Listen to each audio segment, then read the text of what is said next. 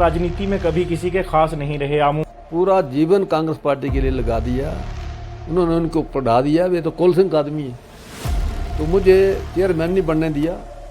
वो शांता कुमार जी को मेरी बात पसंद नहीं आई।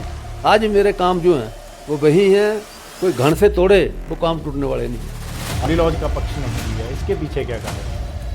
रतवा जी उम्मीदवार थे, अग्निहोत्री जी उम्मीदवार थे, सुखविंदर सिंह सुक्खू जी उम्मीदवार थे। जब बुलाएंगे मैं जाऊंगा, लेकिन ऐसे मैं नहीं जाता।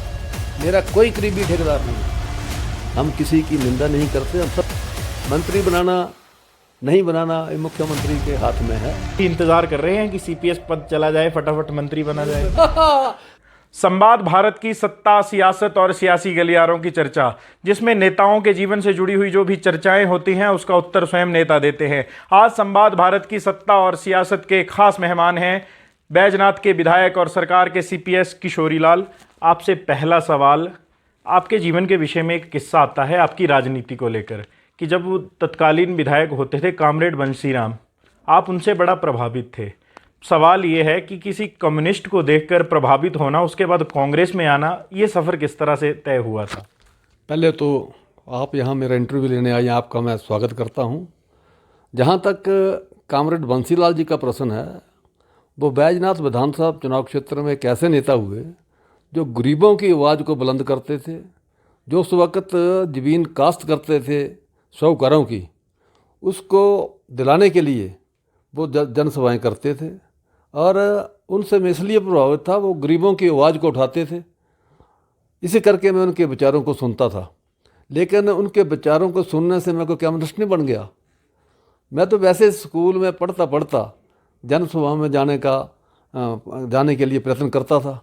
इसी दिशा में मैंने उनसे कई जलसे जो अटेंड किए हैं। आपके जीवन का एक और बड़ा रोचक किस्सा है, आप राजनीति में कभी किसी के खास नहीं रहे। अमूमन नेताओं में देखा जाता है कि जैसे कोई मुख्यमंत्री का खास होगा, कोई उप मुख्यमंत्री का खास होगा, कोई हाईकमान के किसी व्यक्ति का खास होगा, परंतु आप कभी पंडित संतराम के करीबी रहे हैं, कभी आप वीरभद्र सिंह के करीबी भी हुए, कभी आपको पंडित सुखराम ने भी अपना सहयोग दिया, कभी अब आप वर्तमान की बात करें सुखविंदर सिंह सुक्खू की भी खास हैं। किसी के खास क्यों नहीं हो पाए कभी? देखिए, जब से मैंने कांग्रेस का दामन थामा है, कांग्रेस पार्टी का काम किया, और थोड़ा काम नहीं किया, पूरा जीवन कांग्रेस पार्टी के लिए लगा दिया। सबसे पहले मैंने राजा वीरभद्र सिंह जी ने बैजनाथ से लोकसभा का चुनाव लड़ा। उस वक़्त बैजनाथ विधानसभा चुनाव क्षेत्र मंडी लोकसभा चुनाव क्षेत्र के साथ थी। जब वो कैंडिडेट आए, लोकसभा के कैंडिडेट बने, मैंने उनका साथ दिया, उनका काम किया, उनसे मेरी वाकफियत हो गई। उसी दिन से मैं कांग्रेस में हूँ। इस बारे में एक और बात आती है, कभी वो आपके बताए हुए काम करते भी नहीं थे, जिसका एक उदाहरण 2014 का है। लोकसभा चुनाव के तुरंत बाद आप विधानसभा में उनके पास एक लंबा कच्चा चिट्ठा अपना लेकर गए थे कि मेरी जो बातें कही जाती हैं वो है नहीं है। वीरभद्र सिंह को वो सफाई देने के पीछे एक बड़ा कारण क्या था? देखिए, जब मैं एमएलए बना तो टिकट भी बाबा बैजनाथ ने दिया 12 में, और उनकी कृपा से जीत भी गया।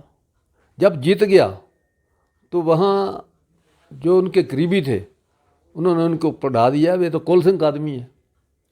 कोल सिंह जी जब मंत्री थे उस वक्त से मेरे परिचित थे, आज भी परिचित नाता नहीं है। और जब उनके दिल में बात आ गई कोल सिंह का आदमी है, तो मेरे काम स्वाभाविक नहीं हुए। जब मुझे लगा मेरे काम नहीं हो रहे हैं, तो मैं फिर राजा साहब के पास गया, मैंने अपनी सफाई दी, उस सफाई को मान गए, मेरे काम शुरू हो गए। और उस वक्त भी जो मैंने कहा वो राजा वीरभद्र सिंह ने काम किए। आज वो हमारे बीच में नहीं है, लेकिन आज भी उन्हें मैं प्रणाम करता हूँ, उनको याद करता हूँ, उन्होंने मेरे काम किए हैं। इस पार्टी के नेता हुआ करते थे, मैं पुराने किस्से की बात कर रहा हूँ 1975 और 80 के दौर की। पंडित संतराम आपको चाहते थे आप चुनाव लड़ें। फिर उसके बाद वर्ष 1998 का दौर आया, जब आपने कांग्रेस छोड़कर हिमाचल विकास कांग्रेस का दामन थामा, पंडित सुखराम ने आपको चुनाव लड़ाया। उसके बाद फिर 2003 का जब दौर आया, हिमाचल विकास कांग्रेस के नेताओं ने भाजपा में पलटी मारी। आपका दोबारा फिर से कांग्रेस में कैसे आना हुआ? मैं शुक्रगुजार हूँ स्वर्गीय पंडित सुखराम जी का, जिन्होंने मुझे 98 में विधानसभा का चुनाव लड़ाया, हवेका का टिकट दिया। उसके पीछे एक बहुत बड़ा कारण है, मैं कांग्रेस का सच्चा सिपाही था। और बैजनाथ ब्लॉक समिति में चेयरमैन जब बनने की बात आई तो मुझे चेयरमैन नहीं बनने दिया। एक ऐसे आदमी को चेयरमैन बना दिया जो 4 अन्य का कांग्रेस का मेंबर नहीं था। तो इस वजह से मैंने घुटन महसूस की भी यहाँ तो कोई फ़ायदा नहीं है, इसलिए मैंने चुनाव लड़ा और लोगों ने वहाँ 5,000 से ऊपर वोट डाले। वहीं से मेरा राजनीतिक कैरियर शुरू हुआ। आप जब प्रधान और उप प्रधान हुआ करते थे, एक जिक्र और आता है, पूर्व मुख्यमंत्री शांता कुमार ने आपके पीछे 5 अधिकारी भेजे थे विजिलेंस के। क्या वो किस्सा था और क्यों वो अधिकारी आपके पीछे भेजे गए थे? यार इसलिए भेजे गए क्योंकि मैं कांग्रेस का काम करता था और सरेआम भारतीय जनता पार्टी को ललकारता था। वो शांता कुमार जी को मेरी बात पसंद नहीं आई, इसलिए उन्होंने वहाँ जो बीजेपी के कार्यकर्ता थे उन्होंने एक लंबा चिट्ठा श्री शांता कुमार जी को दिया, इसकी इंक्वायरी कराइए। शांता कुमार जी ने बिना सोचे समझे विजिलेंस के इंस्पेक्टर भेज दिए। जब इंस्पेक्टर मेरे पास आए, मैंने कहा भाई 10 बजे सुबह सेक्रेटरी आएगा पंचायत का, आपने जो कुछ देखना होगा देखिए। सुबह 10 बजे सेक्रेटरी आया, मैंने इंस्पेक्टर को पंचायत घर में भेज दिया। मैंने कहा जो देखना तसल्ली से देखो। जब इंस्पेक्टर ने 4-5 दिन लगाए, मिला कुछ नहीं। मुझे कहने लगा ये यहाँ कुछ नहीं है। मैंने कहा यार ये बस्ता बंद हो, मुझे रसीद दे दो, ले जाओ शिमला में देखते रहो, आप ही देखो, शांता कुमार जी भी देखें। तो इसके बाद भी कई इंस्पेक्टर बदल बदल के आए, तो वहाँ कोई फ़ायदा इनको नहीं हुआ, क्योंकि जो आदमी सच्चा पक्का होता है, जिसने ठीक काम किए हों, आज मेरे काम जो हैं वो वही हैं। कोई घण से तोड़े वो काम टूटने वाले नहीं हैं, आज वो मौजूद है जो मैंने काम किए हैं। 2014 में जब आपकी और वीरभद्र सिंह की करीबियां एक बार फिर से सार्वजनिक हुई थी, उसके बाद 17 का चुनाव तो आप नहीं जीत पाए। 22 में आप फिर से चुनाव जीते। मुझे याद है शीशल में बैठक चल रही थी, ऑब्जर्वर दिल्ली से हिमाचल प्रदेश आए हुए थे, शिमला की बात है। आपने हॉली लॉज का पक्ष नहीं लिया, इसके पीछे क्या कारण है? देखिए, मुख्यमंत्री थे 3 उम्मीदवार थे।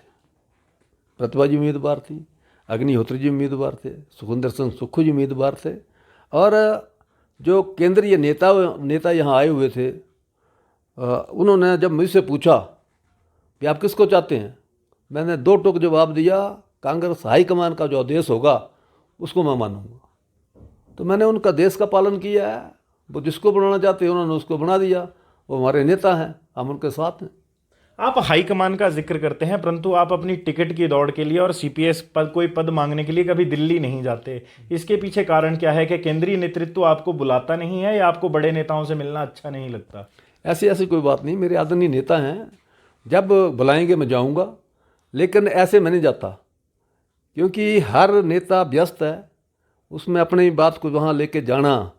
तो मैं तो बाबा बैजनाथ का अनन्य भगत हूँ, वो ही मुझे रास्ता दिखाते हैं, जिस रास्ते पे वो मुझे भेजते हैं वहाँ जाता हूँ। आज मैं आदरणीय मुख्यमंत्री के पास हूँ, साथ हूँ, इन्होंने जो कुछ करना वो होना, तो इसलिए मैं यही संतुष्ट हूँ। जो मुख्यमंत्री जी करेंगे उनका देश का पालन करूँगा।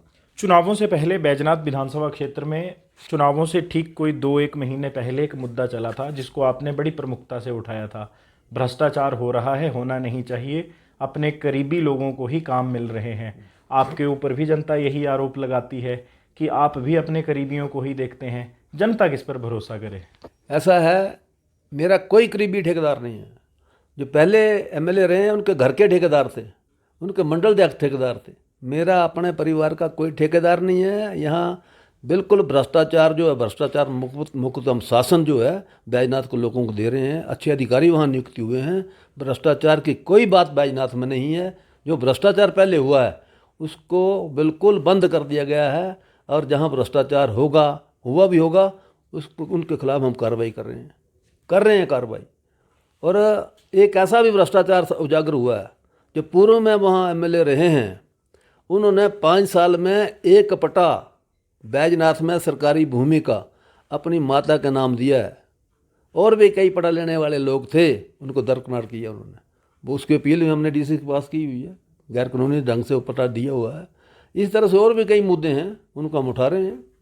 और जो भ्रष्टाचार के मुद्दे हैं उनको हम छुपाने वाले नहीं हैं, उनको उजागर करेंगे, ताकि लोगों को पता चले वह भ्रष्ट जो एमएलए है, भ्रष्ट जो भी नेता है, वो दोबारा नहीं बन सकता।